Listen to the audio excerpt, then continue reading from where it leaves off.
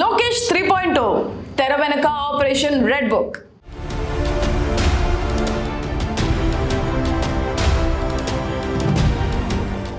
రాజకీయాల్లో ఇప్పుడు ఒక సైలెంట్ సునామీ నడుస్తుంది. ఒకప్పుడు టీడీపీ అంటే చంద్రబాబు, కానీ ఇప్పుడు సీన్ మారిపోయింది. టీడీపీ అంటే నారా లోకేష్ అనే పరిస్థితి వచ్చేసింది. ఒకవేళ ఇప్పటికిప్పుడు నారా లోకేష్ సీఎం కుర్చీ ఎక్కేందుకు రెడీ అయితే ఆయన్ని ఎవరు అడ్డుకోగలరు? మిత్రపక్షం జనసేన నుంచి అభ్యంతరం వస్తే పరిస్థితి ఏంటి? అసలు పవన్ కళ్యాణ్ రియాక్షన్ ఎలా ఉండబోతుంది?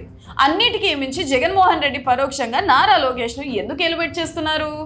ఈ రాజకీయ చదరంగంలో తెర వెనక జరుగుతున్న అసలు కథ ఏంటి? పుటకెక్కితే కానీ బంగారం వన్నెరాదు అంటారు కదా. 2019 సమయంలో నారా లోకేష్ అంటే సొంత పార్టీలో కూడా పెద్దగా నమ్మకం ఉండేది కాదు. కానీ 5 ఏళ్లలో సీన్ మొత్తం రివర్స్ అయింది. దీనికి ప్రధాన కారణం యువగళం పాదయాత్ర. లోకేష్ జనాల్లోకి వెళ్లారు, కష్ట నష్టాలు చూశారు, ప్రజల సమస్యలు డైరెక్ట్గా తెలుసుకున్నారు. పాదయాత్ర ఆయన్ను ఎంతలా రాటు తెలిసిందంటే అప్పుడే తెరపైకి వచ్చింది రెడ్ బుక్.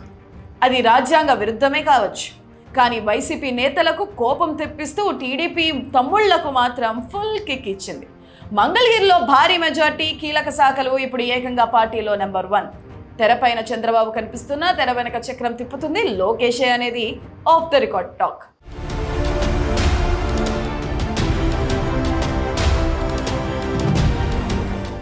గత నెల మార్చి 25న లోకేష్ టీడీపీ 3.0ని అనౌన్స్ చేశారు.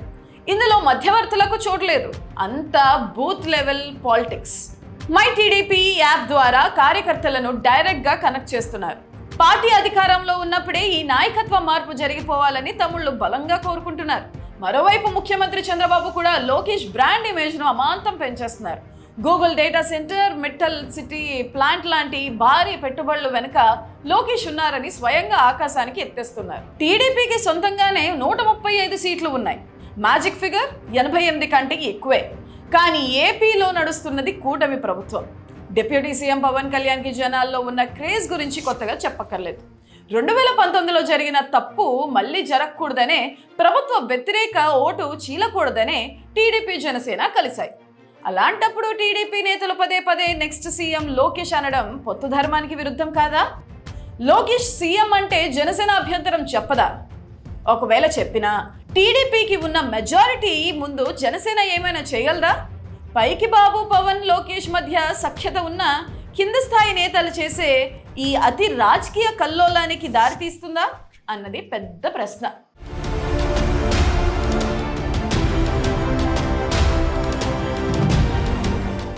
ఈ మొత్తం ఎపిసోడ్లో అత్యంత ఆసక్తికరమైన విషయం ఏంటంటే తాము తీసిన గోతులో తామే పట్టం. అవును, వైసీపీ తెలుసో తెలియకో సెల్ఫ్ గోల్ వేసుకుంటుంది.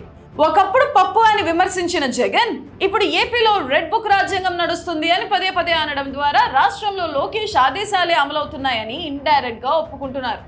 వైసీపీ విమర్శలు చేసే కొద్దీ లోకేష్ క్రేజ్ పెరుగుతుంది.